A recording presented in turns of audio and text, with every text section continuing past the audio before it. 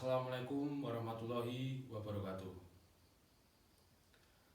Ingkang kiturmatan Bapak Kepala Sekolah SMA Negeri 1 Sedayu, Bapak Ibu Guru ingkang satuhu luhuring budi, saha reca-recang sedaya ingkang kula tresnani. Nanging rumiyin kita caosaken panjat puji syukur kehadirat Allah Subhanahu wa taala ingkang sampun maringi mapinten-pinten karomatan ing kita sedaya saengga kita sedaya saged nglaksanakaken lomba pidato basa Jawa puniki ingkang boten wonten satunggaling alanganipun.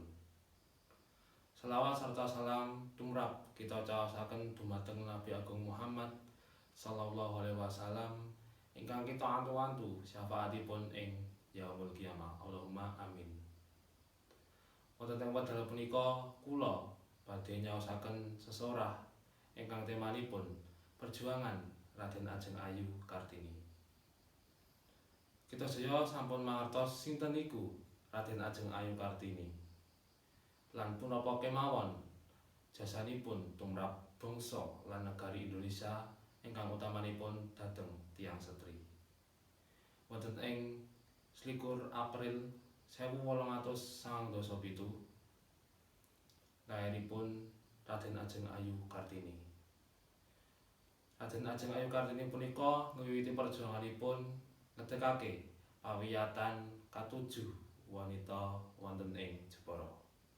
Pawiyatan punika menehi piwulang kagem para wanita supados saged sami derajatipun kaliyan tiyang kakung.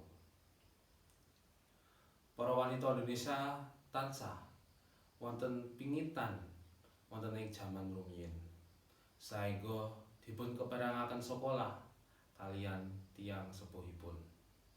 Amargi jajanipun Raden Ajeng Ayu Kartini, kita sedaya saged mangertos sakniki para wanita saged nerusake pendidikan, padha saged nerusake makarya ing jaman sakniki.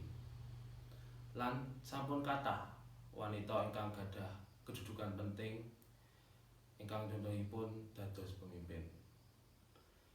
Bapak Ibu saha reca-reca sedaya, kita saged neladani perjuanganipun Raden Ajeng Ayu Kartini ingkang sampun kathah jasanipun kangge bangsa lan negari Indonesia puniki. Kula ngajak kita sedaya saged mingeti dinten punika dados dinten ingkang istimewa. Mbok bilih cekap semanten anggenipun kula sesorah. Wonten ing kula sesorah enten klentang-klentunipun kula nyuwun samudra pangsami. Billahi taufik wal hidayah. Wassalamualaikum warahmatullahi